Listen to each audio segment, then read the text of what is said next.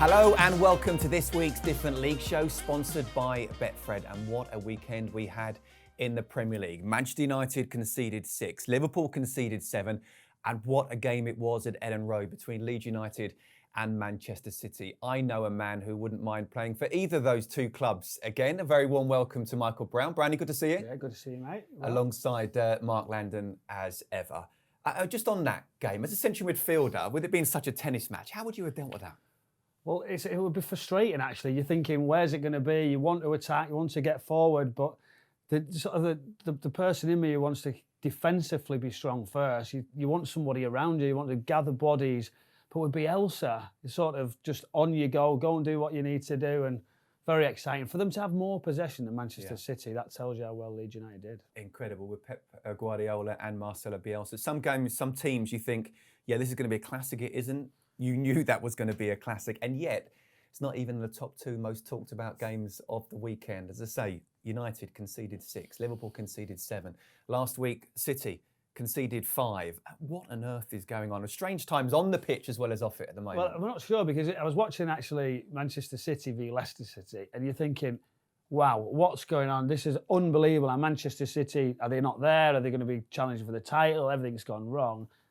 And then for it to go the weekend after, watching Manchester United, I was listening to the radio and they'd just done the game and they said, unfortunately, we're probably not going to be able to follow that with this game. And actually, it did even better, Aston Villa, Liverpool. So but fantastic. What do you put it down to, though? All the goals and the lack of, should we say, defensive solidity? Well, the defence has been mentioned all around, hasn't they? Say, have we got real defenders? What sort of quality are our defenders? I think defenders can still defend. We are encouraged more now to play out, move the ball around, sort of change the style of what we all knew. But ultimately, with no fans in the ground, I'm not sure if it feels a little bit like a testimonial game. And then you think, oh, we'll be okay, especially the big, the so-called bigger sides in these games that we've expected, 10-men Manchester United.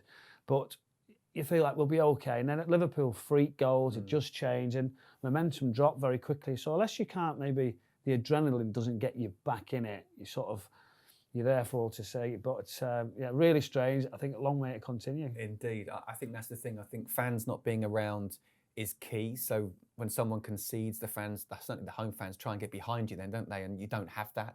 The away fans, I think they feel they can go anywhere at the moment. The away players, should I say, feel they can go anywhere at the moment and go on and win the game. I also think that the way football's going at the moment, it's almost like, well, you've got to defend one-on-one. Simple as that. And then that's something which didn't happen in my day, didn't happen in your day. You're able to say, come and protect us here.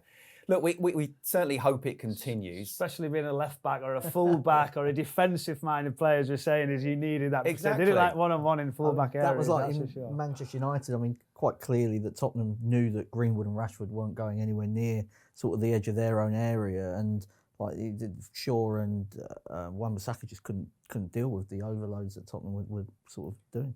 You mentioned Old Trafford there. We're not going to talk about Spurs right now.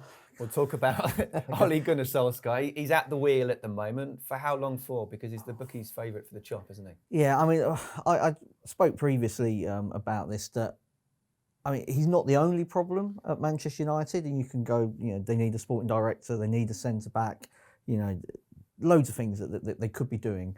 But the simple fact is that if Ole Gunnar Solskjaer was sacked tomorrow by Manchester United, where would he go next? And it would not be to a team anywhere near the level of Manchester United. And that's just how it is. I tend to think, though, that they'll stay loyal to him because I think Ed Woodward has put a lot of faith in him. So, I mean, it would be like another failure for him. The option is, though, is that they've got, where else do they turn?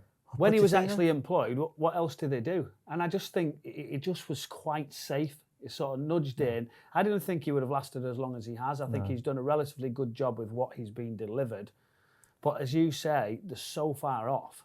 They've got Poch waiting in the wings, isn't they? I've always thought he's the next United manager. It might be a little bit closer than perhaps what we would have thought. But I agree. I think they'll give him time. And if you look at the way that Bielsa has improved, I mean, you could go through with the whole Leeds team, but someone like Ayling and Phillips or whatever, how much they've come on for having a world-class coach, like coaching them.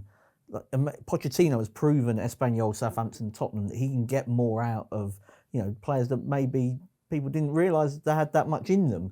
And so, if he does that to Manchester United, like, do they need to then spend 80 million on another centre back? Maybe the answer lies within sort of coaching them. Changing the manager. Being ex-Leeds and City, I bet you're absolutely loving this at the moment. But let's talk deadline day, shall we? United did bring in 4 players, including Edison Cavani. Goodbye or panic buy? Was he first, second, third, fourth, fifth option?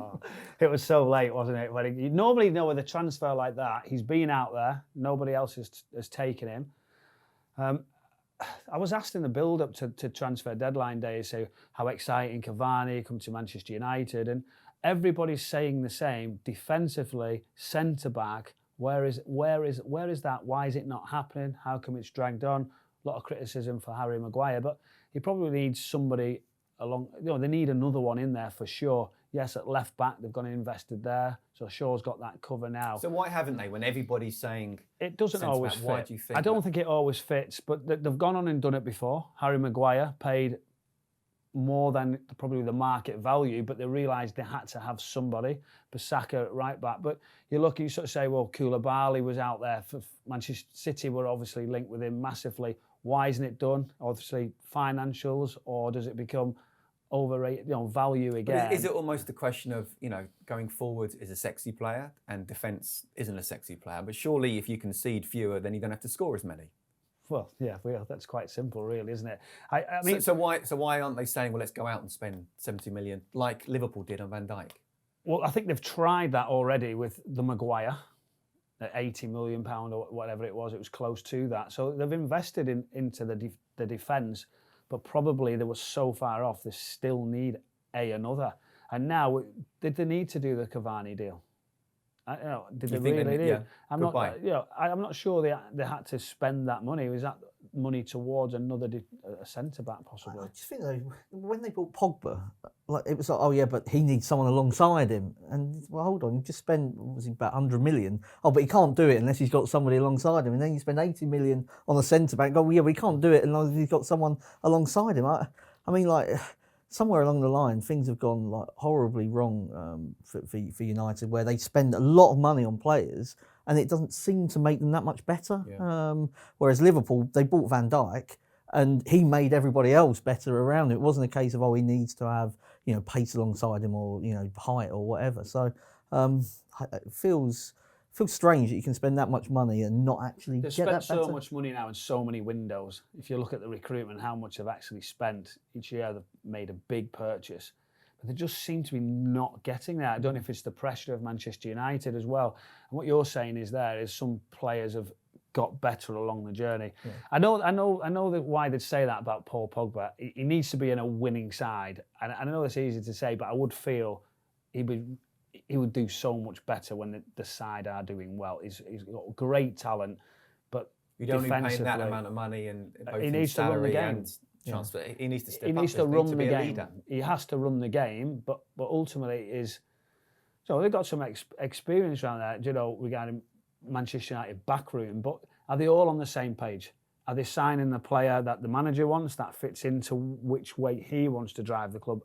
And that's probably where, if this unrest's coming out, that it's not. We can talk for hours about United, but let's move on to Arsenal and Thomas Partey as well from Atletico, £45 million. Atletico aren't quite happy with Arsenal, but technically speaking, they've done everything they needed to do. Yeah, they've been watching it for 2 years. Yeah, this is the the buyback that you have in Spain, so the release clause that just means that a team's got no say, and I think with Thomas Partey, what happened was, been a bit of a slow burner. So he'd been at Atletico for a while, wasn't getting into the first team.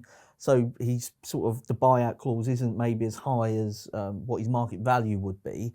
And then he gets into the first team, becomes a key part of what Diego Simeone's trying to do at Atletico, but they don't give him a new contract and a pay rise, and with it, that sort of higher release clause. And I think Partey had become very upset in Spain that he wasn't getting the same amount of money as some of the other first team regulars, and Arsenal were prepared to pay him like a star of the team, and he wasn't getting that at Atletico.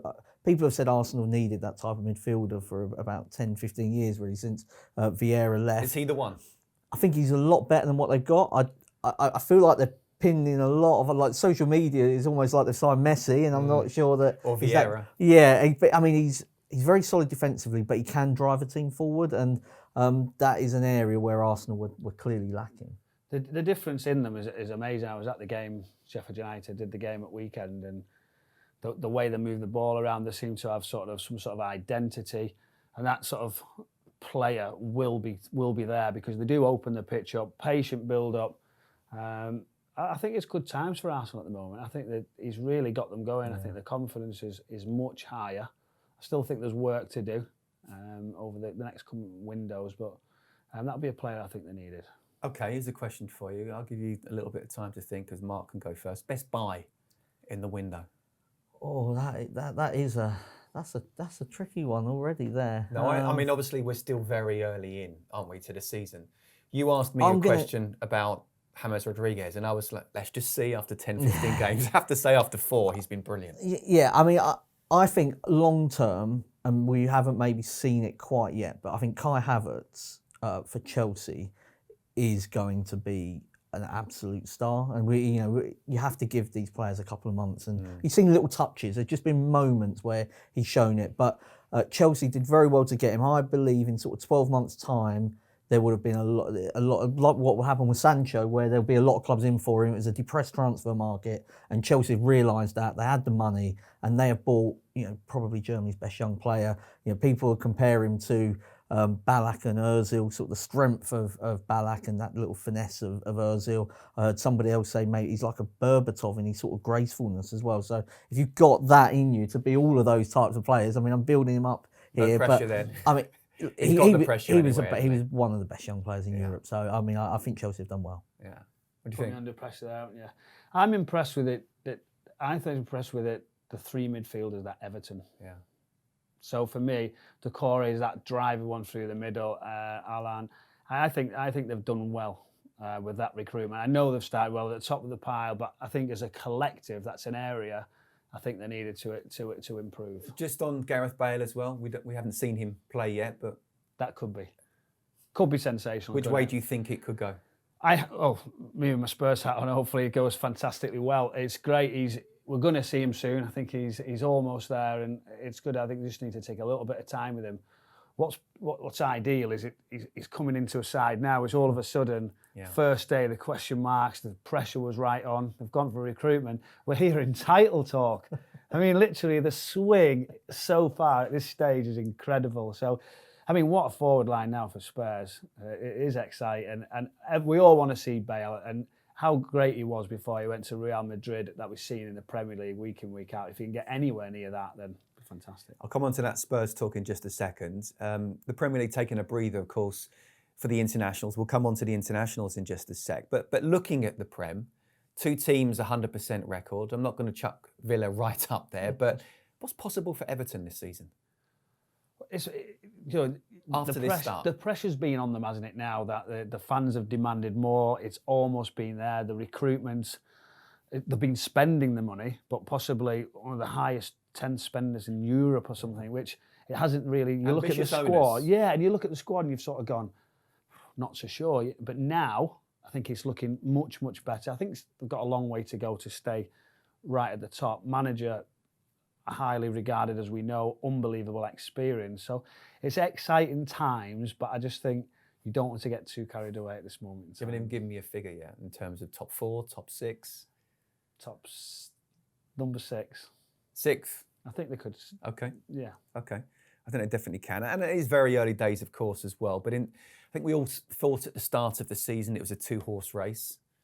I still kind of think it will be, but how many are we putting in there now? Harry Redknapp chucking Spurs in there. I mean, if you looked at that Tottenham squad, it's unbelievably stacked. The players that didn't play at Old Trafford, Doherty, Alderweireld, Dele Alli, Gareth Bale, Lo Celso, Ben Davis, Harry Winks wasn't in there. They've got, Bergwijn wasn't even in the squad. Lucas was only on the bench. They've got, like, their second team now would probably fancy their chances against any other second team, if you like, second 11. And you look at, say, the Liverpool bench at Aston Villa, and that was really quite small in comparison.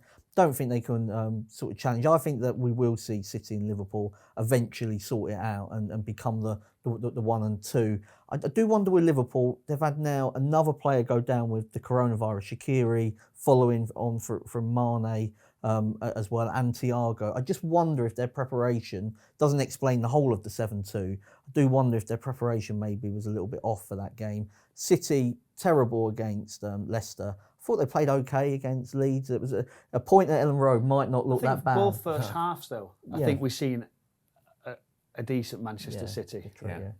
You know, and I think it's that sort of longevity. Is he still getting together? Is the fitness not up to a level? I'm being a bit biased back in Manchester City, obviously, but well, then what do you think of Liverpool's defending? Well, Liverpool defending was very, very poor, but I've got utmost respect for how well they've done, and I think they just seem to be solid. They seem to understand their roles. They're sort of just a well-oiled machine that just really, really strong. And is it a freak sort of game that we'll never see again? We hope to see more of it, but some of the goals you've seen Klopp there laughing when they were sort of deflected in, and you're going for it. You at Liverpool, at Aston Villa, you believe in that they're going to come, they're going to come back. You talk about signs for Aston Villa. I mean, recruitment-wise, how well they've done. Ollie Watkins. So hopefully we're going to have a great year. Okay, let's look ahead to the internationals coming up. Some friendlies, Nations League, and also very important Euro playoff semi-finals. Tomorrow, first up, as we speak, England versus Wales. In the September internationals, we were talking about Phil Foden and Mason Greenwood. In the October, it's Tammy Abraham, Jadon Sancho, and Ben Chilwell who are breaking COVID rules. Now, what's your take on this surprise party? I kind of really feel sorry for Tammy. I mean, he goes in, surprise. Sorry, guys, really nice surprise, but you're meant to get out now. Would you have done that back in the day, 23 years of age? I don't think anybody would have. The people who have organised it there and they've let him down, I would say. It's happened. They've got to deal with that now. We see it every day. We're witnessing new things. And it's taken over press conferences. Dominic Calvert-Lewin's press conference is not about him getting his England call-up. He's actually questioned about the antics of his teammates. So the young players, we've got to learn from that. They've made the mistakes.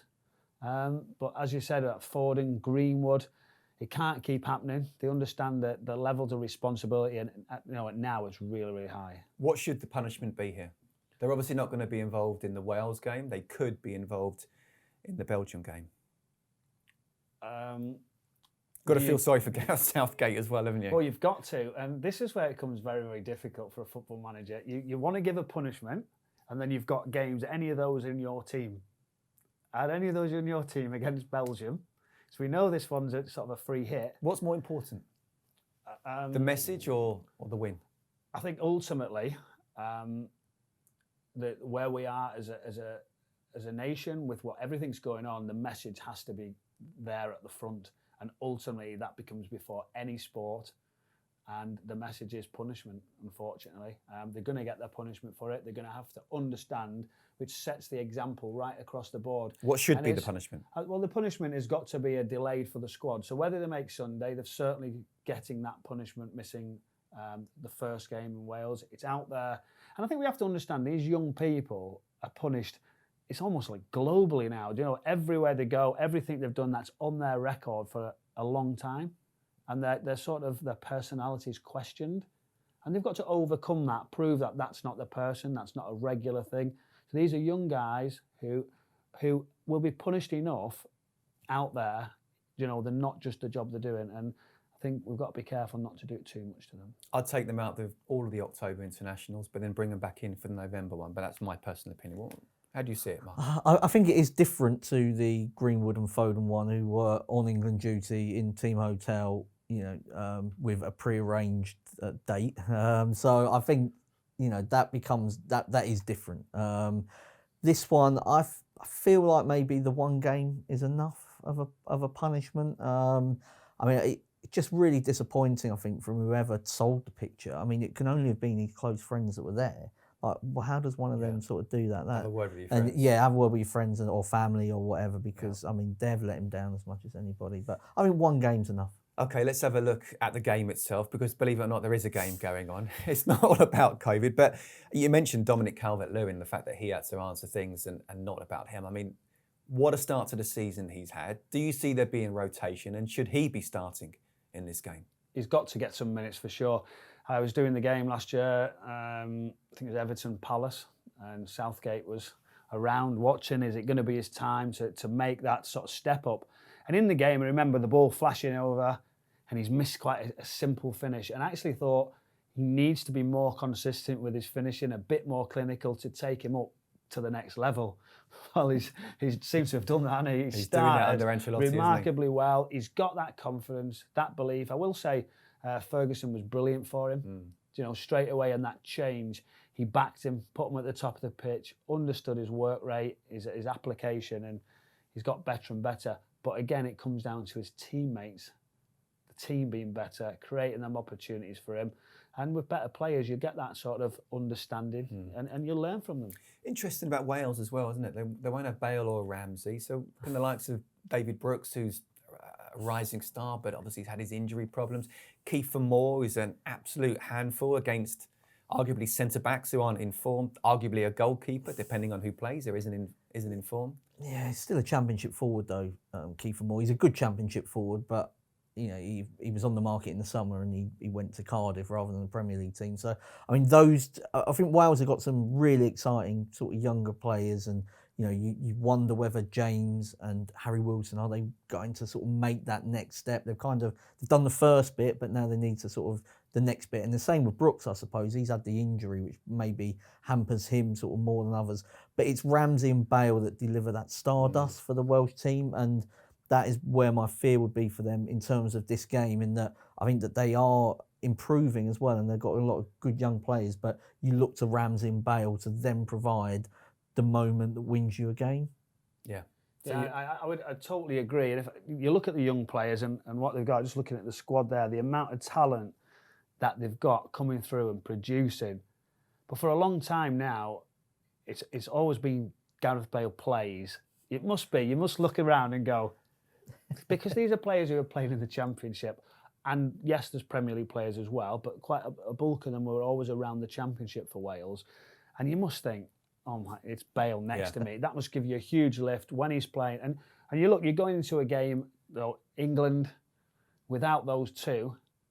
I think that, you know, are they beat before they actually get on the pitch? How can you drive that confidence into the team? And I think it'll be quite difficult without them. Maybe it's a question of we've got nothing to lose. Let's go out and enjoy ourselves. Let's see your Betfred selection and prediction in this game. Well, I can't see anything other than an England win. What will depend on is how senior Gareth Southgate takes his team. I'm expecting changes. I still don't think he's fully found his formation, his true belief. We've seen him back three, back four, bringing people back into the squad. But my prediction has got to be an England win. Mark? I'm going to go to the double result market and go for a half-time draw, England full-time. I think Wales can sort of hold it together. And you sometimes get these slow international starts and stuff like that. Eventually, the class to tell. Yeah, I don't think there'll be many goals, but I'm like you, Brownie. I can't see anything other than an England win and a win to nil as well. Okay, game preview 2, Scotland versus Israel. Scotland, 2 games from the Euros. They face Israel tomorrow. Drew 1-1 last month against them. Steve Clarke played a back 3. Didn't quite work, did it? No, but I mean, I think he's just looking and trying to work out how does he get his best players all into the same team. And a lot of international managers, particularly those, say, of sort of the smaller nations, you end up with players that play in the same position, and it's difficult as an international manager. I mean, you even get it sort of in goal sometimes, where you get 2 really good goalkeepers. And you're like, I wish one of them was a centre forward, but that's how it is. So I think, but it is left back and centre mid, isn't it? Yeah, I mean, centre mid, they're really well stacked up, and I think a lot will depend on somebody like McGinn in midfield, and then obviously they've got the Tierney Robertson situation to work out. But I think he's absolutely right to keep trying to work on formations, because he has got good players. It's just that they're all in the same positions. Do you think that can hinder you though? Do you know, we watched England for so many years regarding where you play at Paul Scholes, and sometimes do you think, well, yes, they're 2 arguably very good players, but you sort of go, they have to play in that role, in that system. And if somebody's better or not at all, is that what you do? Pick one. If you were You've Clarke? got to at some point, because it's so difficult. Can they do the role? I don't necessarily say you've got to change everything for them, but these guys, they can adapt. They can play wide of a 4 if needed. I think they're good enough in that side to do that than to change the whole formation. QPR's Lyndon Dykes has done pretty well for Scotland so far. Scored in the last game, although it was against the Czech reserves. He can be a handful, can't he? Yeah, he will be a handful, and it depends down to his teammates yet again. What can they provide at the top of the pitch? How much service can you get? Yes, we've seen since the last 4 games, I think they're unbeaten in the last 4. So they're growing in a little bit of confidence, but still, I think a long way to go. How do we see Israel? They've got one they've got a couple of interesting forwards. Dabur plays in Germany, and Zahavi has been somebody that has scored an absolute bucket load in Israel and then in China as well. And not everybody tries when they go to China, I think it's fair to say. He was somebody that did. Now he's playing in Holland for PSV. He's the big threat, basically. I think Israel have got a goal in them. It could be quite an interesting and exciting game, actually, because Israel are better going forward. And I think if we look at Scotland, they've got a lot of talent in their midfield. Okay, your Betfred selection for this one? Home win. Home win. I'm going for Zahavi to score any time, the Israeli goal machine to hit the net. I actually think this could go to penalties, but I'm going for a 1-0 Scotland win. Hopefully see them through. Okay. Your predictions are good though, Scott, so we should be all right with that. I've gone with you. Swiftly moving on. Game preview 3. Bosnia-Herzegovina versus Northern Ireland. This is going to be tough, isn't it? I mean, they're 2 games away from qualification. It's Republic of Ireland or Bosnia. Or Slovakia, should I say, in the final. Got a point to prove after that 5-1 defeat against Norway, do you feel? Yeah, I do worry for Northern Ireland that maybe Michael O'Neill just got every last bit out of them, and not an easy act to follow when a manager has done that. And I think we've seen with Stoke, he's taken them on and sort of got them, and then they'll be up towards the top 6 this season. So a very good manager. This is a difficult game. Bosnia haven't got loads of talent, but they've got 2 players in Pjanic, who obviously plays for Barcelona, and Džeko, who's at Roma, being around sort of top European leagues. That just, you feel like that relationship between those 2 is probably going to be the difference. Do you think, again, psychologically, you see those 2 going on? It's always a battle. I mean, I think with the international teams, you always you just need one. I mean, Wales got to the semi-finals on being really solid and having Gareth Bale and Ramsey as well. But Romania in USA '94 just had Hadji, and you just need one player. And Pjanic not quite at that level, but if you can play for Barcelona, you can dictate a game against Northern Ireland, I feel. And Džeko loves scoring against Northern Ireland. But I mean, in terms of Northern Ireland, how key is it for you that Johnny Evans is back and also Jamal Lewis as well? Because as a back 4, it's not a bad back 4 at all. Well, I think you talk about the defence, you talk about the back 4. They're going to need to be good, and I really like Johnny Evans. I think he's now matured. He's got that sort of. He's a really likeable, sort of honest footballer who will get his best out of his teammates. So that's critical. You've seen for how long he's put into his national team. Stephen Davis as well. Does he equal the record appearance of Pat Jennings? So it's amazing how long he's got. So the experience is there. So them players have gone into these games, those qualifiers, being up against it. Nobody expected it. But ultimately, I think it might be a little bit step too far. Yeah, I do feel a bit for Ian Barraclough. It's a tough start, isn't it? As the manager of Northern Ireland. How do you see it? Your Betfred selection here? Yeah, I think for me, it's got to be a comfortable home win. I won't be surprised if they score in both halves as well, Bosnia. Bosnia to win, yeah. Is it full house? Yeah, Bosnia to win. I can't see them not conceding Northern Ireland. In fact, I think they'll win by a couple, maybe even more. Good luck to them, though. Slovakia versus Republic of Ireland. Good luck, I have to say, as well, to Keith Andrews, someone who we know very well, the number 2 at the Republic of Ireland. Wow, this is a tough game as well, isn't it? And Seamus Coleman, their leader, who's in great form, of course, he won't be around. How do you see this one? I think it's a really tight game. Ireland, team that don't lose many games, they don't win many games either. They're involved in a lot of draws, 4 of the last 6, and that was the way that Mick McCarthy wanted the team to play. I think Stephen Kenny wants to take them on and be more progressive. The problem with that is that he hasn't had that long to work with the players, and I don't think he's been able to sort of put his authority and his personality onto that team. And then you're coming into such a massive game where you've not had that long to work with the players, and almost it could define his tenure almost. If you go out here, you're on the back foot already, aren't you? So it's a difficult game. I think that Slovakia are not what they were. They became sort of qualifiers of sort of European Championships. Hamšík remains their key player, but he's playing in China now. Definitely sort of on the downgrade from the time he was at Napoli. There's a big doubt over Lobotka, who plays for Napoli as well. Them two in midfield are kind of what Slovakia are all about with their possession-based game, because Napoli have had a lot of COVID in the camp, and there's doubts as to whether he will be able to play. So that could be a leveller. I think it'll be a tight game. It is a new style of play for the Republic of Ireland, and it's something that's not been used to for, you could argue, decades, really. I was listening to the Slovakia coach saying, they're a big physical side and they play a certain... I'm thinking, have you not watched their last two games and know what they're trying to do? How long do you think it will take? Because Mark makes a really good point in terms of adjusting to a completely different style of play. Now, Stephen Kenny was doing that with the under-21s. But how long do you think it will take for the national side to do that? This is first team. This is the whole country watching. Well, that's the problem. And we've seen it so many times of saying, well, we're going to build a particular way. We're going to be patient. We're going to bring young players through. So it's great having that remit and that support. But as you say, the nation's watching. They want things delivered. The pressure ultimately goes up so much more. And they do probably need to build, have that steady start. And he needs to get a first win. He needs to get a little bit of confidence. But as time goes on, are your players then? Are they? You've got no Coleman, Lennon injured. Harry Arter goes out late from the squad. So there's experience in Arter and Coleman. Would you say that then they haven't got that confidence to do? Is there enough in the squad for them to play that way, to actually have the bravery to get on the ball, to keep doing it when they don't get results?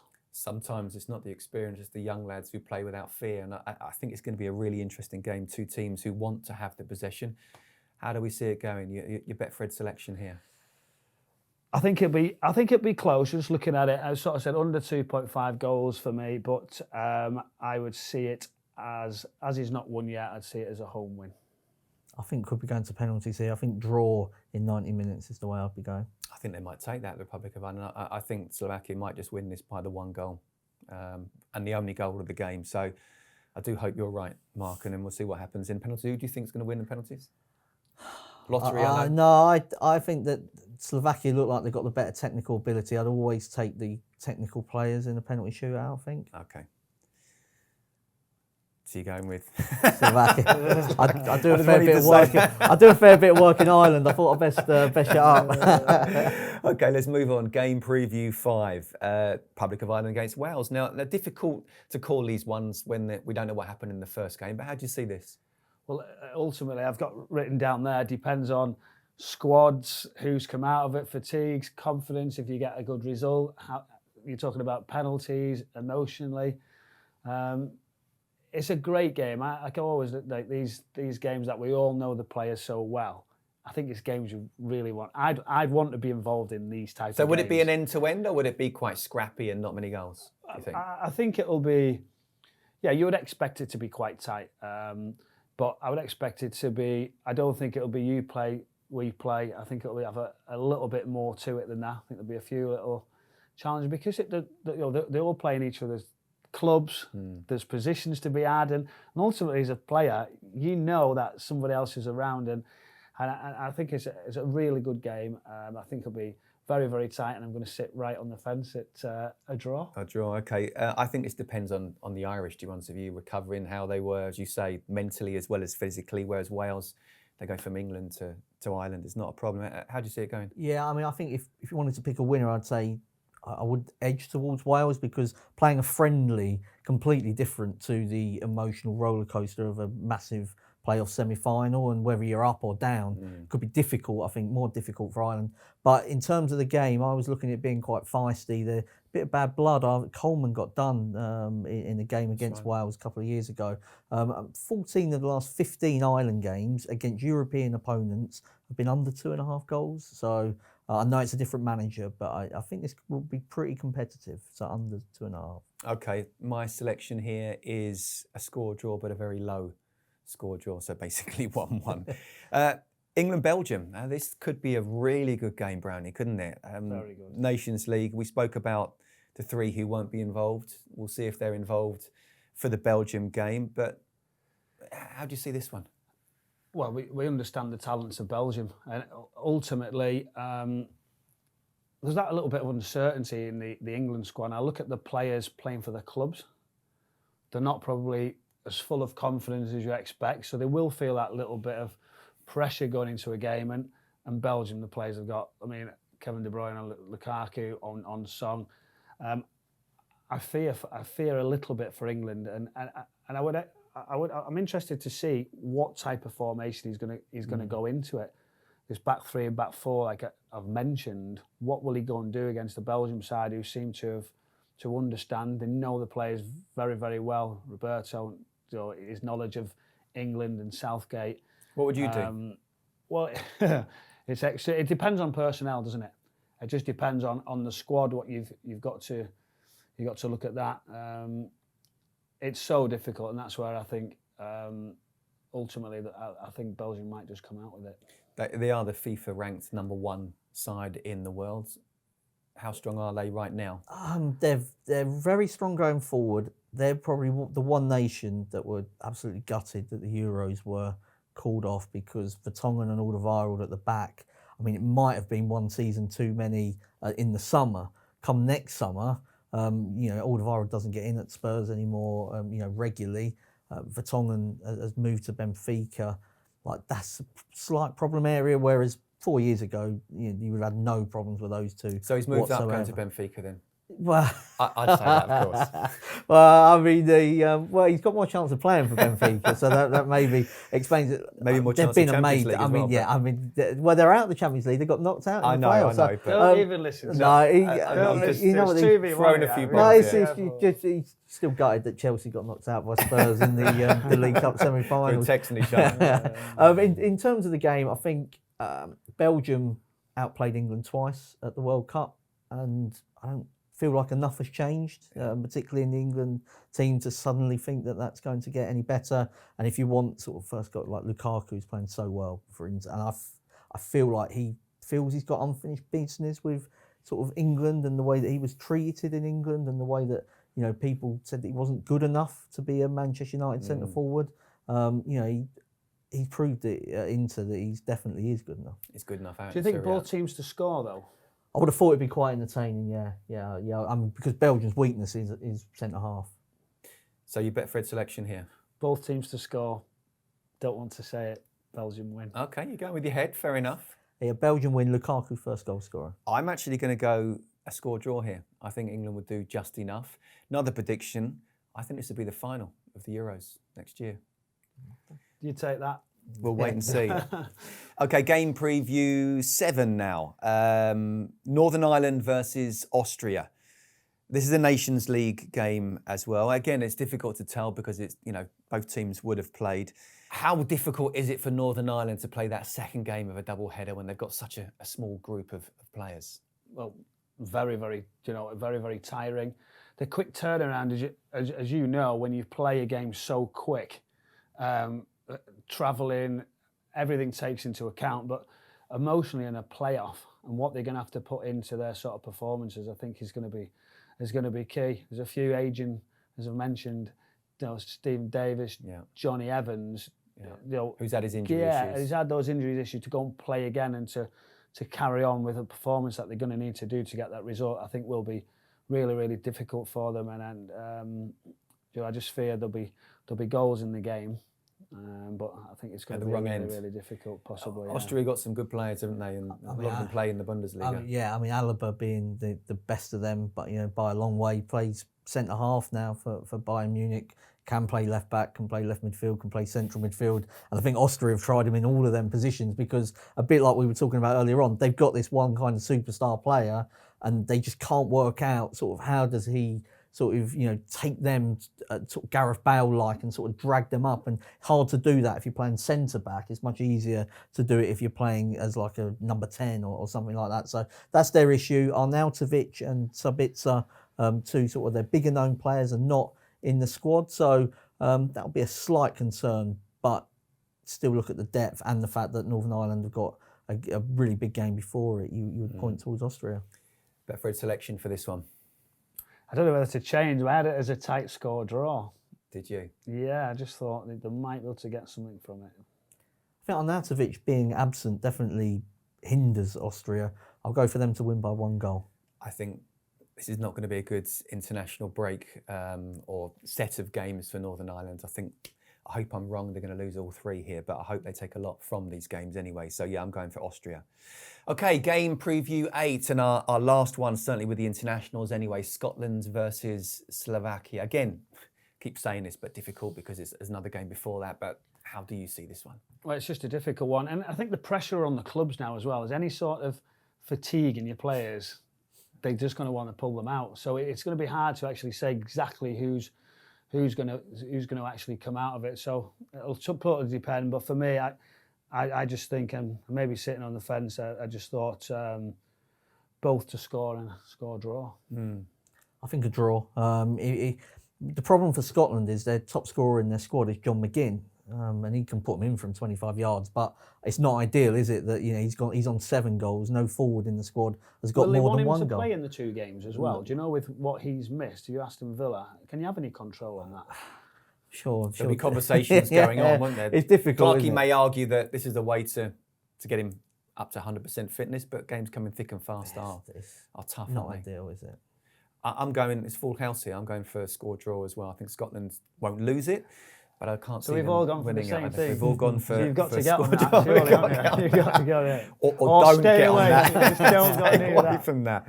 Okay, look, there's no football in the Premier League or the Championship this weekend, of course, with the international break. But there is in League One, League Two, and the Vanarama League. And we're going to give 2 tips that won't be in our team treble, but what we think could happen this weekend in domestic football. Who have you gone for, Brownie?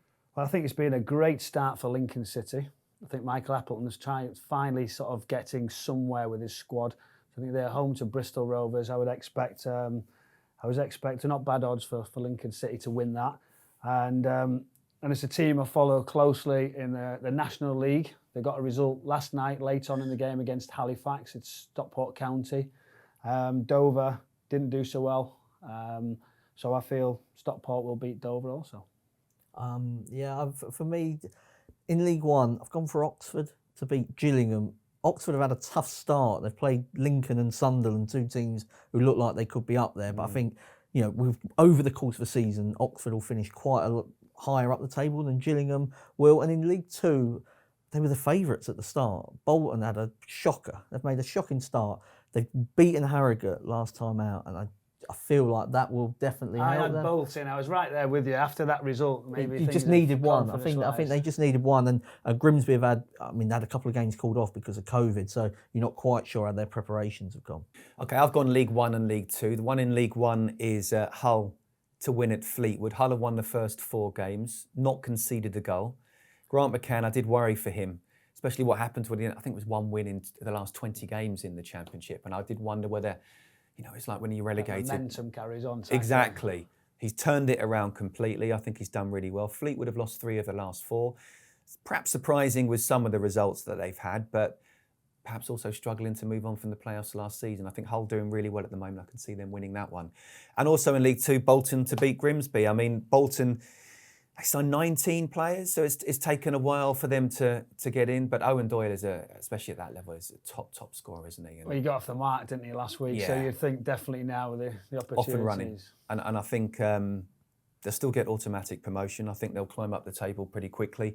And Grimsby, I think they've had the last 3 games called off, haven't they, due to COVID? Yeah. So might be a bit rusty there. Let's go for our team treble now, shall we, though? Each of us picks a team that we think will win this week and why. Well, the spectrum of League One, League Two, Vanarama League, and also the internationals. Who have you gone for? Well, it's my former team, Port Vale, that I know quite well. They've had a wonderful run at home. They lost in last week to Morecambe, so I think John Askey be expecting a real good reaction. So I would fancy them at home to Carlisle to go and win that at Vale Park especially. Mark? Well, all have been mentioned, but Lincoln to beat Bristol Rovers. And Bristol Rovers beat a poor Northampton team last time out, but their form in 2020 is pretty hopeless. And Lincoln, I wasn't sure about Appleton. I had him down as a bit of a number 2, but he's had sort of up and down. It was really tough for when he went into the role there. Yeah, I must say that. So well. He'd done so well. It was really hard. But he to go seems to have stamped his authority on the team now.